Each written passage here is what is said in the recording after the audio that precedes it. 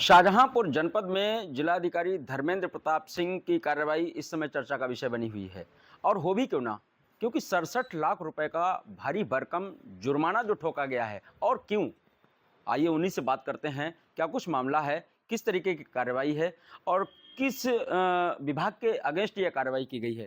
Sir, ये जो इस समय चर्चा का विषय है पूरे जनपद में एक कि 67 लाख रुपए का जुर्माना ठोका गया है, किस विभाग के अगेंस्ट ये कार्रवाई की? ये देखिए, जो बेसिक शिक्षा से मान्यता प्राप्त करके जो विद्यालय चलाए जाने चाहिए और वो विद्यालय जब नहीं चलाए जाते हैं, बिना मान्यता के चलते हैं, तो उस पे शासन के आदेश के अनुसार 1 लाख रुपए का जुर्माना है और उसके बाद भी अगर नहीं बंद होगा तो 10,000 रुपये रोज़ का भी है।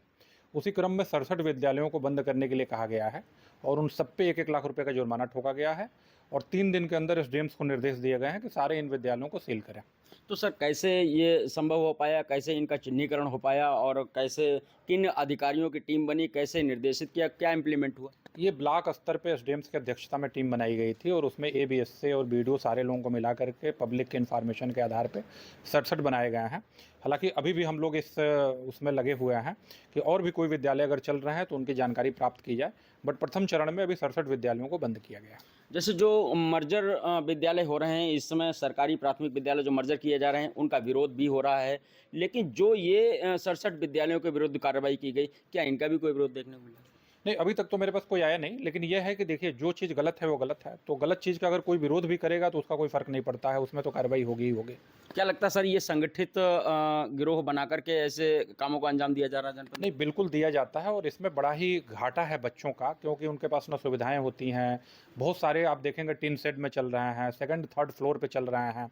अगर कोई घटना हो जाए, कोई आगजनिक घटना हो जाए या कोई भी गिरने पड़ने की घटना हो जाए तो उसके लिए कौन जिम्मेदार होगा, इसलिए इन सारे विद्यालयों को बंद किया गया है। देखने में आ रहा है कि जो जानकारी निकल कर के सामने आई है कि कुछ ऐसे भी विद्यालय थे जो मौके पर थे ही नहीं, सिर्फ कागजों में चल रहे थे। हाँ, ऐसे भी हैं और इसीलिए इन सब पे कार्रवाई आवश्यक है और भी हम लोगों की आगे अभी चल रही है।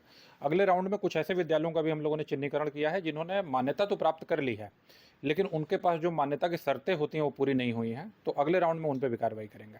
तो ये कार्रवाई उन पर भी की जाएगी जो मान्यता लिए बैठे हैं और संचालित नहीं हो रहे हैं। ये बड़ी कार्रवाई देखने को मिल रही है। प्रति विद्यालय 1 लाख रुपए जुर्माना और अगर दोबारा खोले गए तो 10,000 रुपये प्रतिदिन। तो इस तरीके से ये कार्रवाई इस समय 67 जो गैर मान्यता प्राप्त विद्यालय चल रहे थे उनके विरुद्ध की गई है और ये जनपद में चर्चा का विषय भी बनी हुई है। शाहजहांपुर से TV9 भारतवर्ष के लिए अरविंद त्रिपाठी।